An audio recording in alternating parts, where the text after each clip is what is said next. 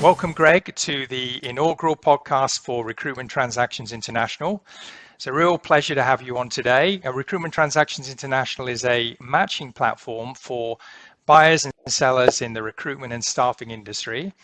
And we're trying to do something a little bit different to the type of output that you would get from a corporate finance boutique or a staffing organization. Their output's valuable, but it tends to be quite transaction focused, detail focused, numbers focused, fact focused. And I think what we're trying to do with these podcasts is bring in people like yourself who've been through that journey, really understand the M&A journey, and bring in really personal and deep insights into what that means.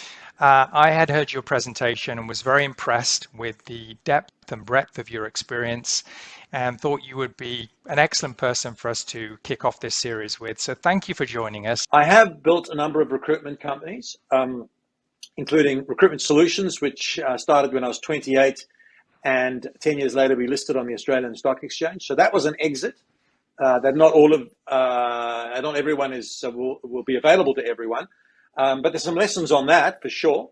And then 3 other businesses since then that have all been sold. So I've sold my own businesses 4 times, but I've also been on the buy side, both at Recruitment Solutions, but also when I was international CEO of a company called Aquint, which is probably the world's largest marketing and digital recruiter based out of the US. I was the international CEO, which is what the Americans like to call the person responsible for everything outside of America. And we made over 15 acquisitions, 15 or 16 over an 8 or 9 year period in multiple countries. So, and some of them did not go well. So there's some lessons there. What are the things that are always front of mind for you? The most important things that a company should consider when they are getting ready to sell a business or thinking about selling a business at some point in the future? So I guess my experience is in the field, seeing what works, what doesn't work, and what commands the highest premium. How the sale price of a recruitment company is normally calculated. There's many, many ways to skin a cat, but normally it's calculated via a multiple, as you know, Simon, of past profit, historical profit. But what a smart buyer is really buying, Simon, is the certainty of future profits. And that is what you as a seller need to consider strongly. Because smart buyers will, and these days, people buying recruitment companies typically know what they're doing.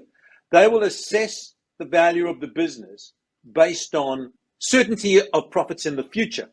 And the best word to describe that is sustainability. That's the word I like to use. It's not my word, but is the business sustainable, which means it's not reliant on the owners, who by definition, in most cases, are leaving, or the managers, or a small group of billers. You need to prove to a buyer that the founders leaving is low risk to the sustainability of the business. That's what you're trying to do.